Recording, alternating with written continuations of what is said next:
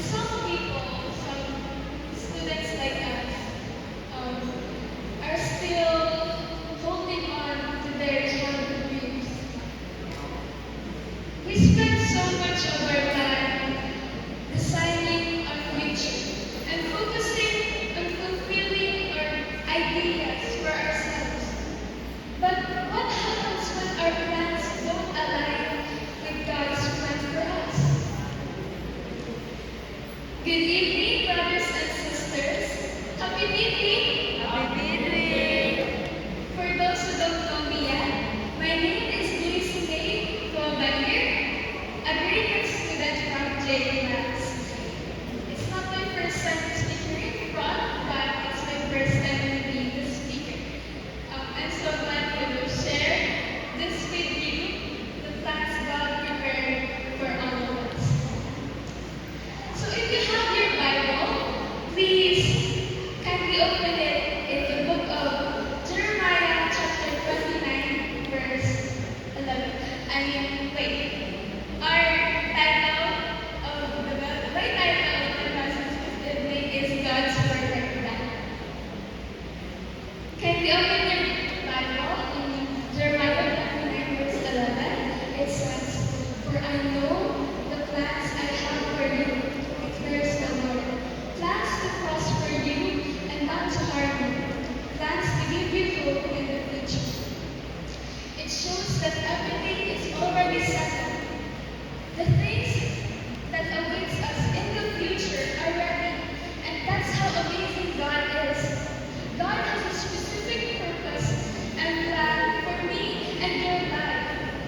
He didn't birth us and dump us into humanity, but He allowed us to be born with a plan and a purpose in our life.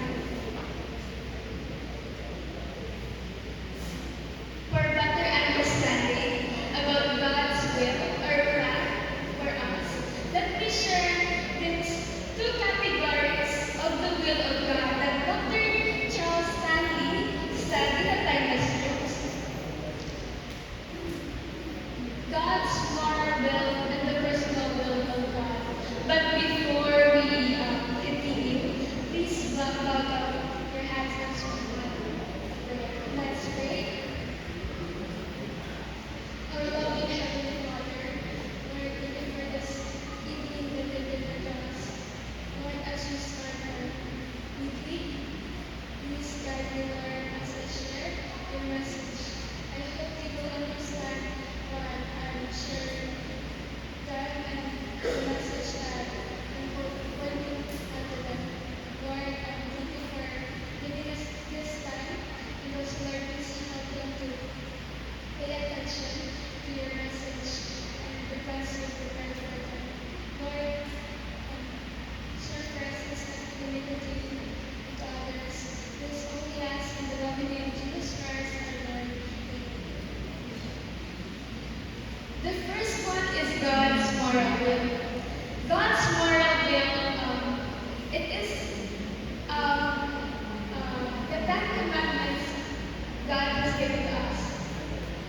What are those? Thou shalt not steal. Thou shalt not kill. Thou shalt not bear false witness against your neighbor. Obey.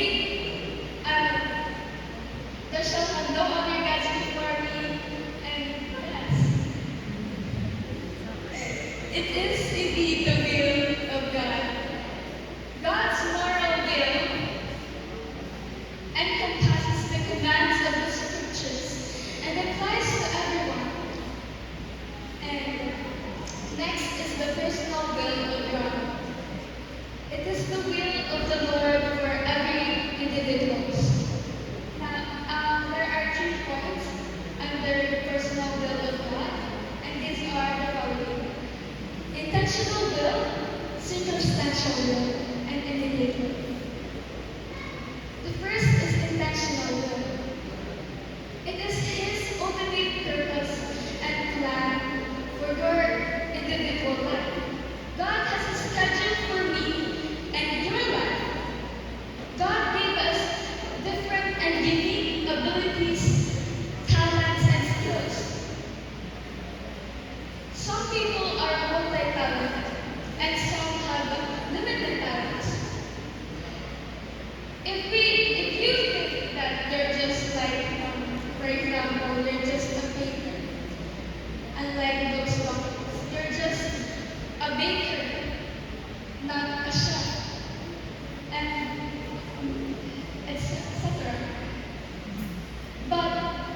There's no just, there's no word just in God's mind.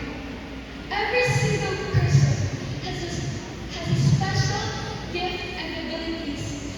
There's no such thing as an important person on this earth. He will never require us to do anything that we cannot do. His intentional will is ultimately to conform us. Next is the circumstantial will. All of us experience to lose an opportunity, betrayed God, and committed an unforgivable sin. Circumstantial will is His intentions for us after disobedience. Listen, God does not reject any people who come to Him. If you blew off your intentional will of God for you, that doesn't mean you lost everything. He has this amazing grace that will pick up those shredded pieces and put it back together. Excuse me.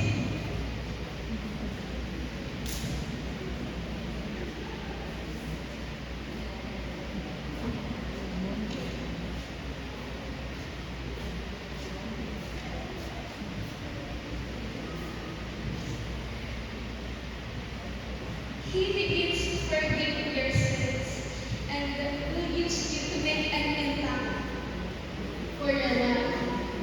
God can use anybody who surrenders himself and obeys Him and obeys God, no matter what your age is, no matter what you've done in the past, no matter what you have. The Lord God loves you and whoever you are. He will come here to save us because He sees us as a valuable vessel that can bring Him glory. God has a plan for our lives, regardless of our age and our past sins. And last is the immediate good. It is His desire for us in everyday decisions. According to Proverbs 3 verses 5 to 6, it says, "Trust in the Lord with all your heart and lean not on your own understanding. In all your ways submit to Him, and He will make your paths straight." Brethren, do you think a person can resist the will of God?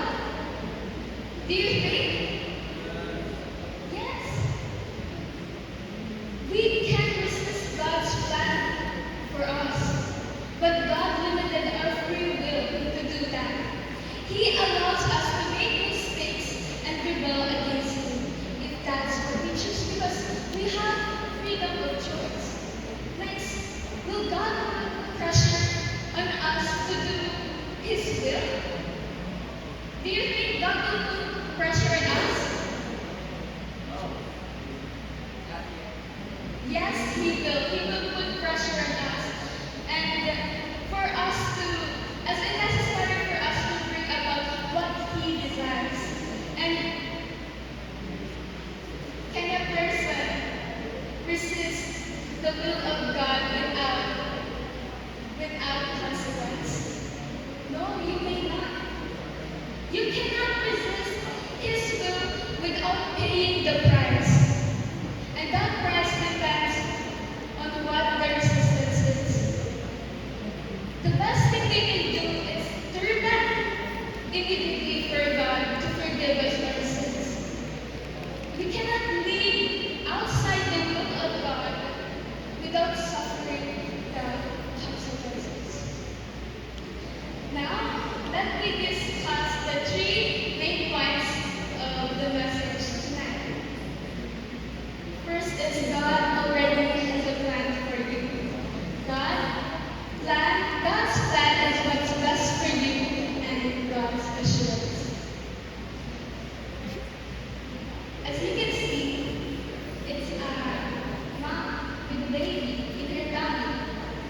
Before your mom gets pregnant,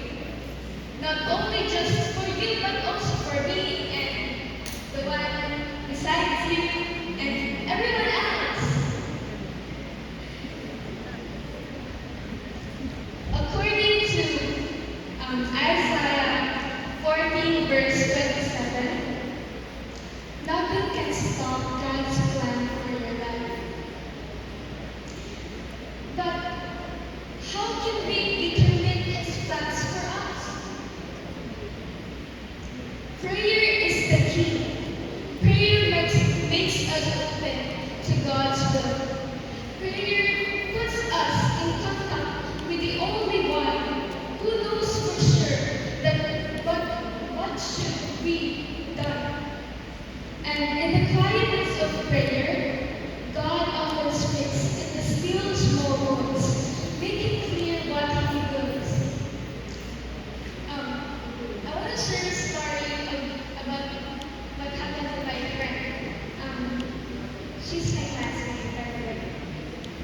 So she forgot where she put her money. So she thought that her money is lost. Then she prayed to God, asking for directions. Where is that money? I don't know how much is that. And yes. Then the next day, her mother asked her to clean her room. So she did. She cleaned her room, and the time when she's cleaning, when the time she's cleaning her cabinet, she found her money inside the cabinet. And thank God that God directed her money. She found it, and through prayer, we can ask for His directions for us to see what we're looking for. We can rely on Him. We shouldn't always depend on ourselves, because we know that without God, we can't do nothing. Next is God's plan. God's plan is what's best for you. According to Proverbs 19, verse 21, many are the plans in a person's heart, but it is the Lord's purpose that prevails. And I want to share you another story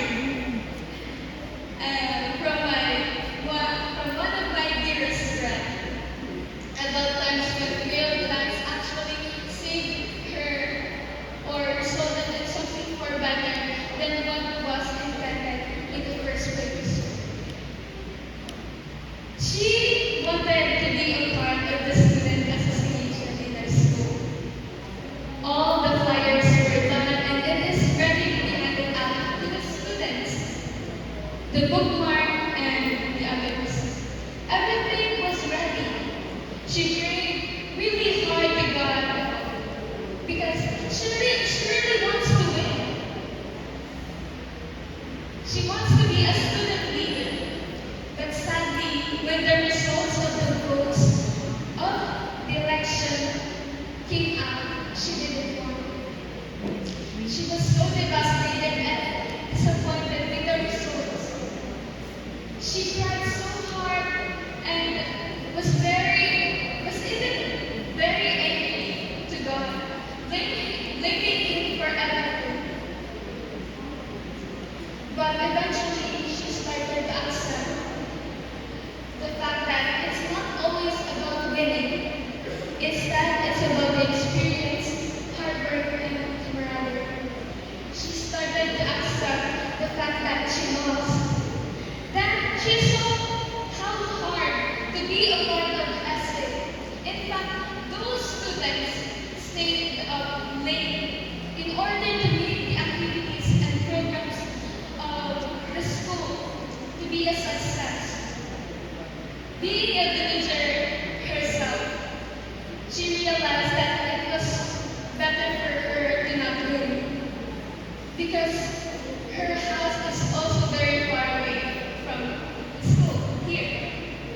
A lot of months passed by. It was time for the preparation in moving up ceremony. As to her surprise, she was nominated as the batch president of the grade 10. She really can't believe it. She realized that in her great year in winning the election, God was preparing her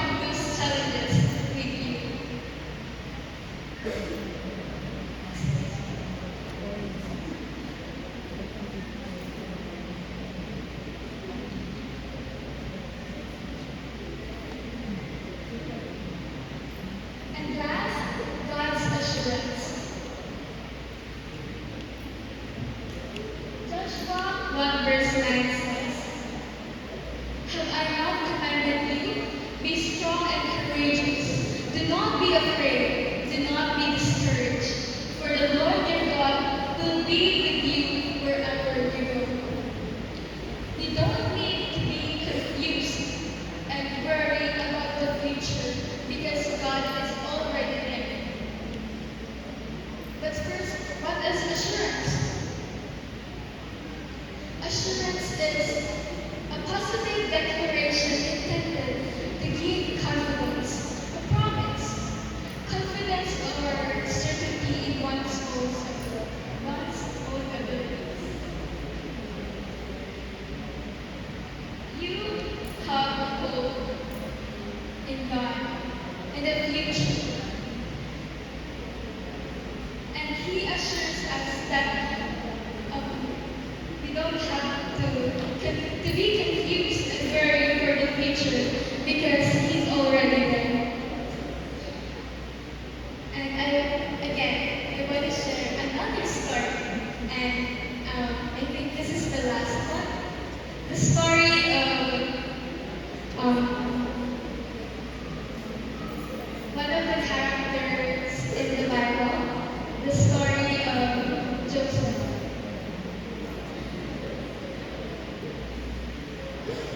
We didn't expect Joseph to be a slave of Egyptian, right?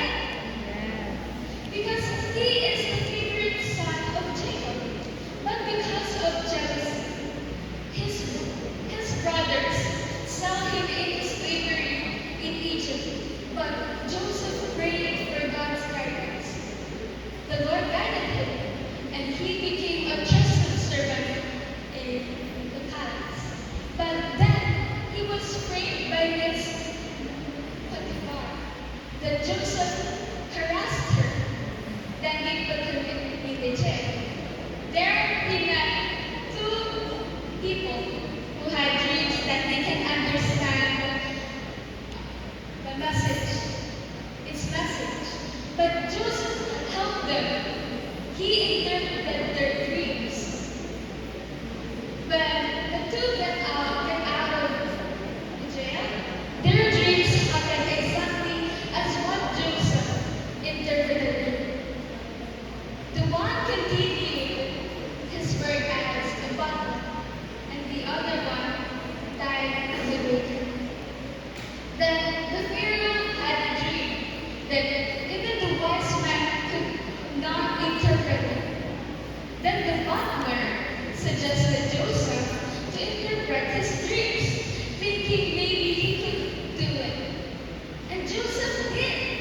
After correctly interpreting the Pharaoh's dreams, he became a governor and saved Egypt during a famine. So what does his story teaches us? It teaches us that when we focus only to God and choose to rely on Him, even the heaviest situations or problems can be made light. Romans 8 verse 28 says, and we know that all things work together for good to them that love God. In conclusion, the unique grace that accompanies God's divine plan is peace. What is it? Please. The Bible directly tells us that no matter what our plans are, the Lord's plan is what will come to fruition. This scripture is so important because it is stating a fact. God's plan triumphs our goal, and our life will follow the plan that He has created. God's way are paths of peace. Proverbs 3 verse 17 says, her ways are ways of pleasantness, and all her paths are peace. Many said that this Bible verse, Proverbs 3 verse 17, is referring to wisdom. But let us know first the definition of wisdom. Wisdom is knowing exactly what to do, both in life and in every given situation or situation.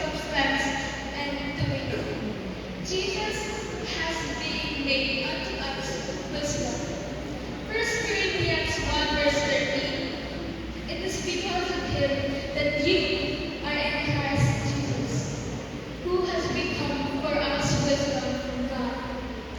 That is our righteousness, holiness, and redemption. Thus, in every of God's divine plan for your life comes great peace of heart. Therefore, by this, we understand that His leadings brings unending peace into our lives as we keep in step with Him every step of the way. Again, our memory text is found in Jeremiah